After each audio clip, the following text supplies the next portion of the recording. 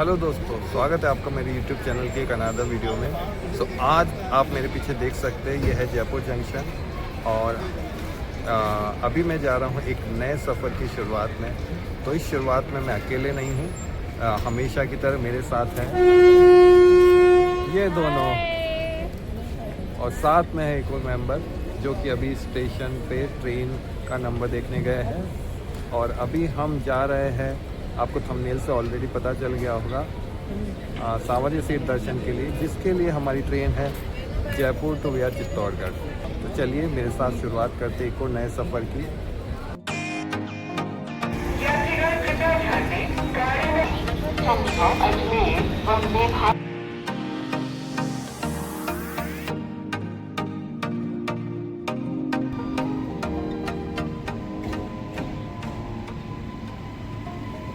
तो करीब 1-1.5 घंटे के डिले के बाद हमारी ट्रेन स्टेशन पर पहुंची और हम पहुंचे अपनी सीट पर। और सीट पर पहुंचने के साथ ही सब अपने अपने सामानों का एडजस्टमेंट करने लग गए उससे पहले कि ट्रेन स्टार्ट हो। नाटक की तैयारी है और हम जा रहे हैं अब मूवी देखने।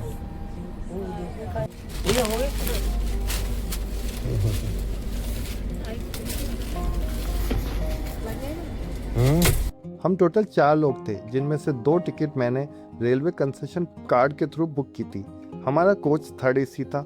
अगर आप में से कोई पर्सन विद डिसेबिलिटी है और रेलवे कंसेशन कार्ड से जुड़ी जानकारी चाहता है तो नीचे कमेंट में मुझे लिख सकता है। हमारी ट्रेन फाइनली रवाना हुई और रवाना होने के साथ ही हुआ टीटी का आगमन।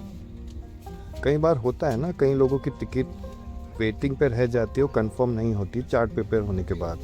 कुछ ऐसा ही हुआ हमारे साथ यहाँ पास बैठे भैया के साथ। फिर ट्रेन की दूसरी तरफ जब मैंने खिड़की से बाहर देखा तो सिर्फ अंधेरा ही अंधेरा था। तो मैंने सोचा अंधेरे को देखने की बजाय कुछ आराम कर लिया जाए। तो फाइनली मैं अपनी सीट पे लेट गया और कोशिश की आंख बंद कर रेस्ट करने की। और इसी कोशिश के बीच मुझे आ गई धीरे धीरे गहरी नींद।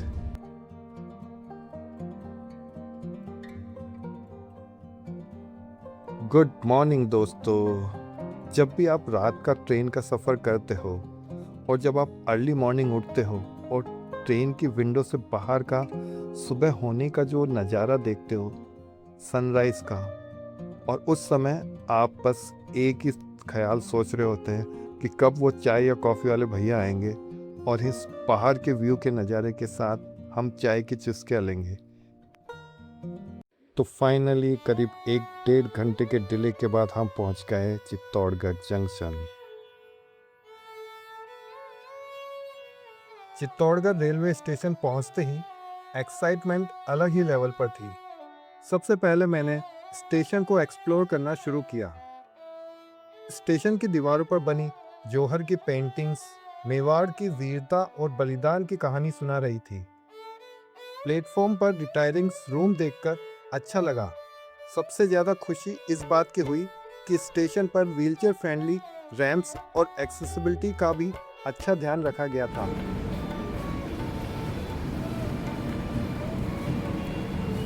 हर तरफ राजपूताना स्टाइल के मुरल्स इस स्टेशन को एक अलग ही पहचान देते हैं।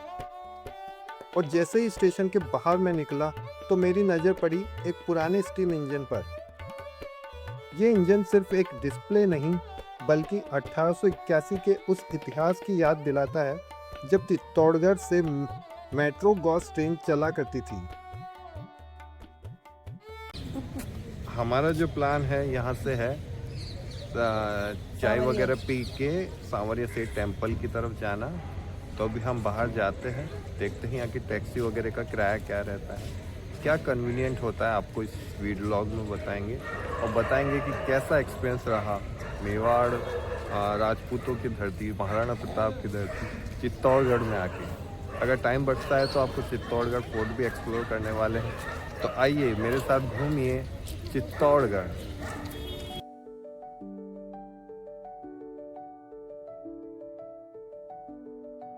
तो दोस्तों अभी हम चित्तौड़गढ़ की गलियों में एक्सप्लोर कर रहे हैं, यहाँ के मार्केट को, मॉर्निंग में अर्ली स्टेशन के बाद क्या क्या ऑप्शन और बेटर चाय के ऑप्शन।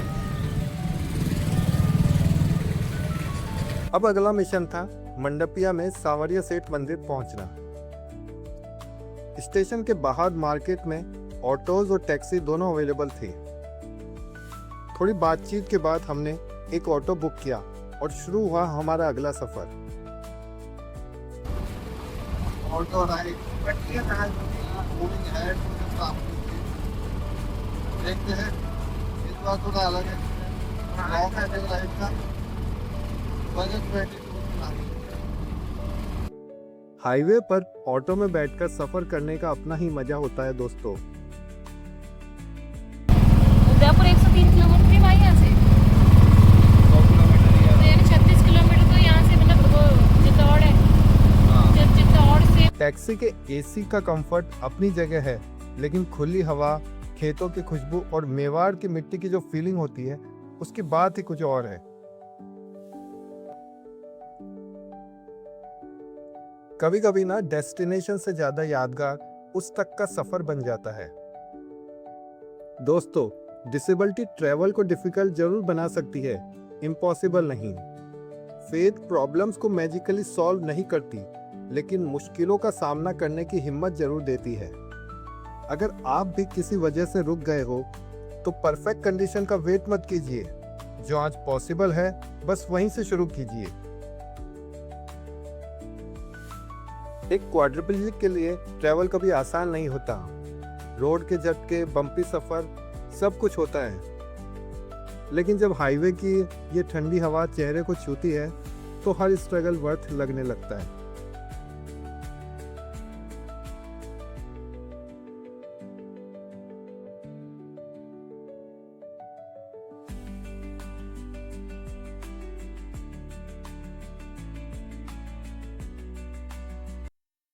तो दोस्तों, अभी हम चित्तौड़गढ़ से सांवरिया सेठ की ऑन द रूट ऑटो की सवारी का काफ़ी आनंद लेते हुए, ये ऑटो की सवारी ऑन द लॉन्ग रूट, इसका भी एक अलग ही अनुभव है। इसमें तो लगभग 1 घंटे के इस यादगार ऑटो सफर के बाद हम पहुंच चुके हैं मंडपिया। सामने खड़ा है सांवरिया सेठ का भव्य दरबार।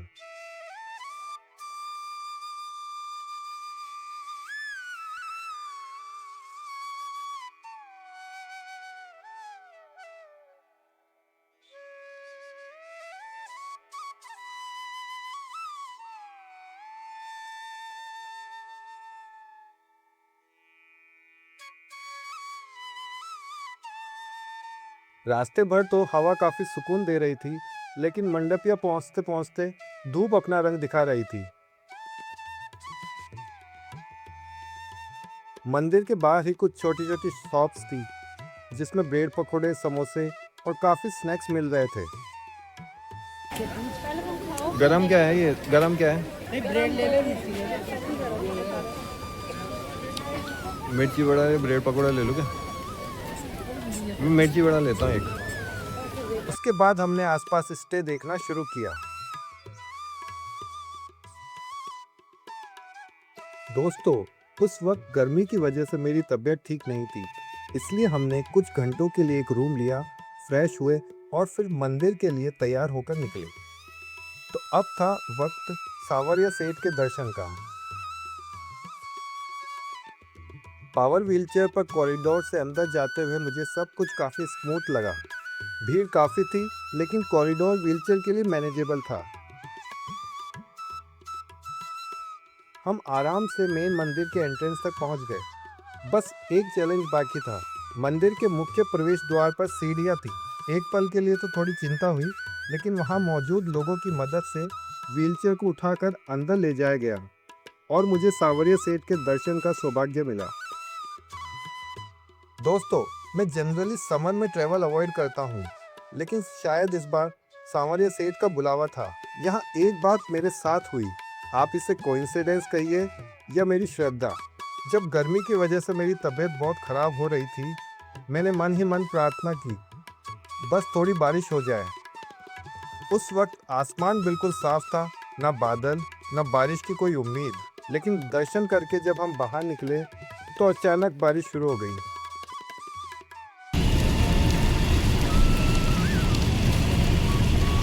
It's raining. उस पल जो सुकून मिला उसे शब्दों में बयां करना मुश्किल है।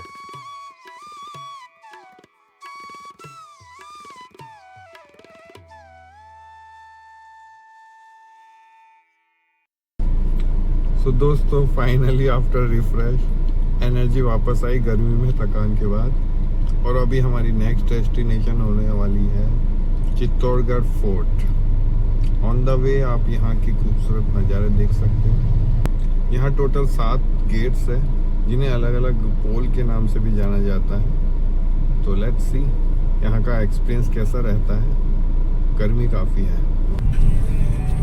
Entry है। ये फर्स्ट गेट है।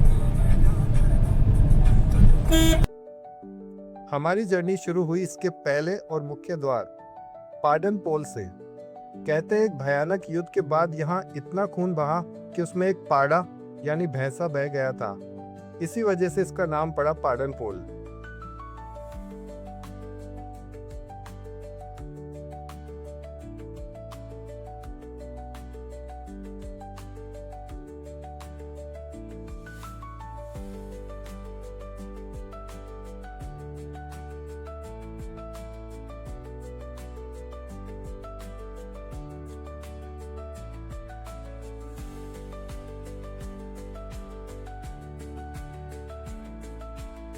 जैसे जैसे गाड़ी ऊपर बढ़ती है वैसे वैसे इतिहास और भी गहरा होता चला जाता है। फोर्ट के अंदर पहुंचने के लिए 1-2 नहीं, पूरे 7 भव्य दरवाजों से गुजरना पड़ता है। दरवाजे होते हैं ना। हाँ, दरवाजे ऐसे 7 दरवाजे हैं। 7 दरवाजे। रोड लगे। देखिए देखिए बैठे तो खुला।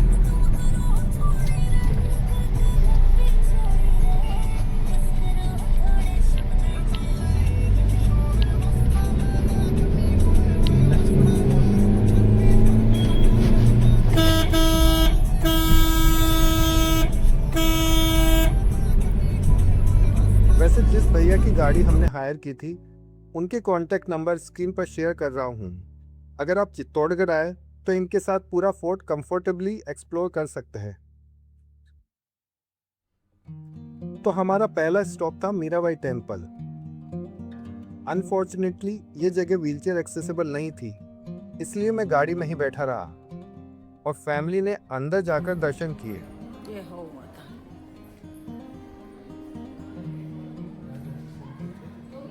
मीराबाई।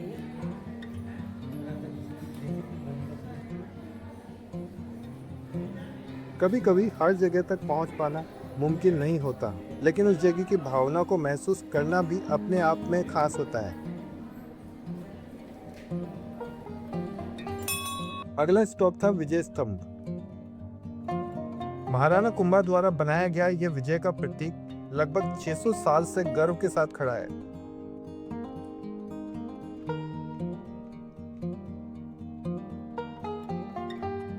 इसके आसपास के ग्रीन लॉन्स और हिस्टोरिकल बैकड्रॉप फोटोग्राफी के लिए परफेक्ट लोकेशन है। यहाँ आसपास हमें मिला जौहर स्थल। आज ये एक शांत गार्डन की तरह दिखता है, लेकिन इस धरती ने राजपूत इतिहास के सबसे वीर और दर्दनाक अध्यायों में से एक को देखा था। उसके बाद हम पहुंचे गोमुख कुंड। गोमुख कुंड और महादेव जी का मंदिर है नीचे, बट स्टेयर्स ज़्यादा है तो हम लोग नहीं गए। ये कुंभलगढ़ का पूरा व्यू। चट्टान के बीच बना ये स्थान देखने में बहुत सुंदर लगता है। प्रकृति और आस्था का खूबसूरत संगम।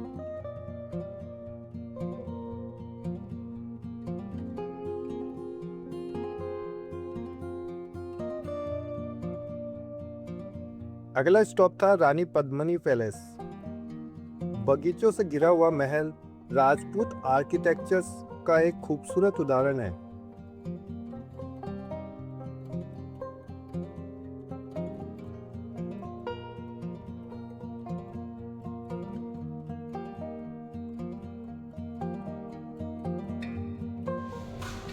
दिस इज द रूम जहाँ से अलाउद्दीन ने अपने मिरर्स में पद्मावती को देखा था।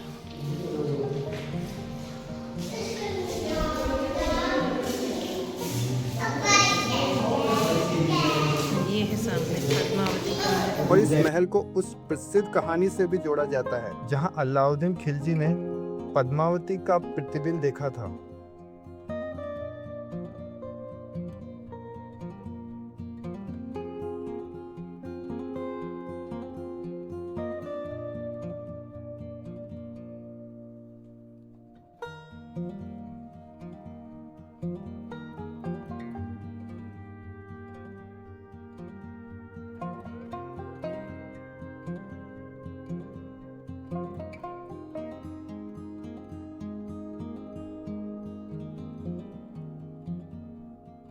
रास्ते में हमें कालिका माता टेम्पल भी नजर आया, जो फोर्ट की सबसे पुरानी संरचनाओं में से एक माना जाता है।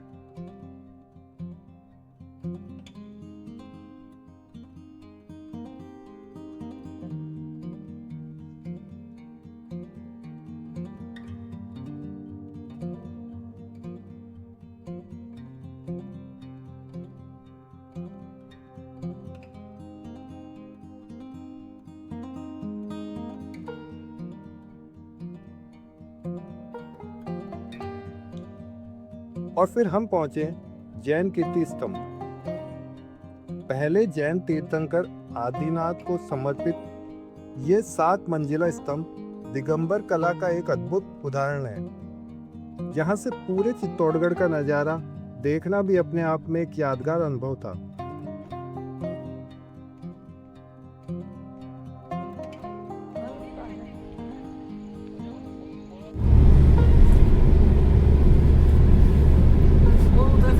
सब ये पहले के ही मतलब विश्व में जीवित किले 2 ही हैं। एक तो चित्तौड़गढ़ का किला, एक जैसलमेर का किला, जहाँ पर लोग अभी रहते हैं।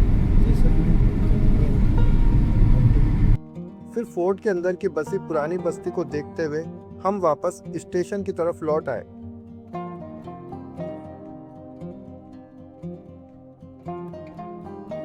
स्टेशन के पास एक रेस्टोरेंट में डिनर किया। दाल फ्राई, स्पेशल पनीर, रायता और चपाती।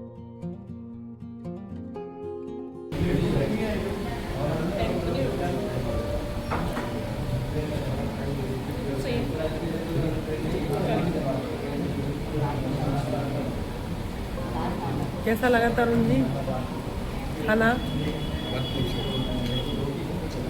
कैसा लगा मोनिका जी? राजेंद्र जी कैसा लगा खाना? हाँ भाई बस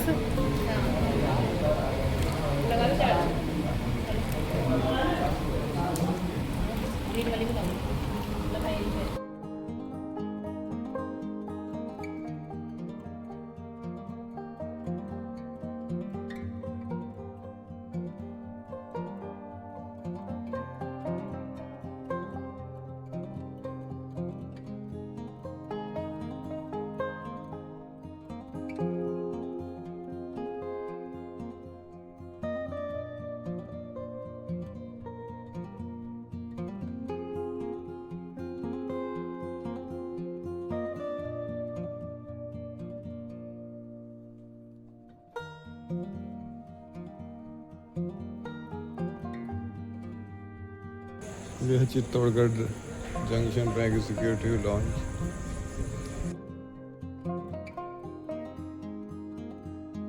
डिनर के बाद हमारी ट्रेन में अभी काफ़ी टाइम था, इसलिए हम स्टेशन के एग्जीक्यूटिव लॉन्ज में जाकर रिलैक्स करने लगे। हेलो गाइस, कोल्ड कॉफ़ी का इंतज़ार करते हुए वेटिंग लॉन्च में। देखिए चित्तौड़गढ़ जंक्शन पे ये जो सुविधा है, इसको चार्जेस भी आपको बताते हैं किस तरीके से लेंगे।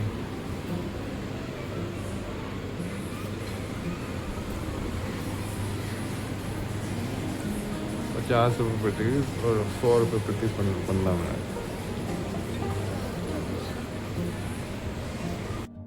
एसी में बैठकर एक कोल्ड कॉफी के साथ पूरे दिन के सफर को याद किया।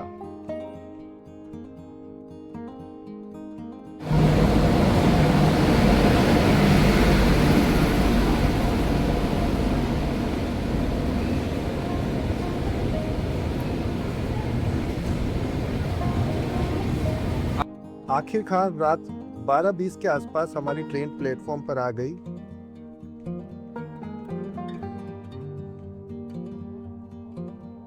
फिर मदद से व्हीलचेयर को कोच में लिफ्ट किया गया और मैं अपनी सीट तक पहुंचा।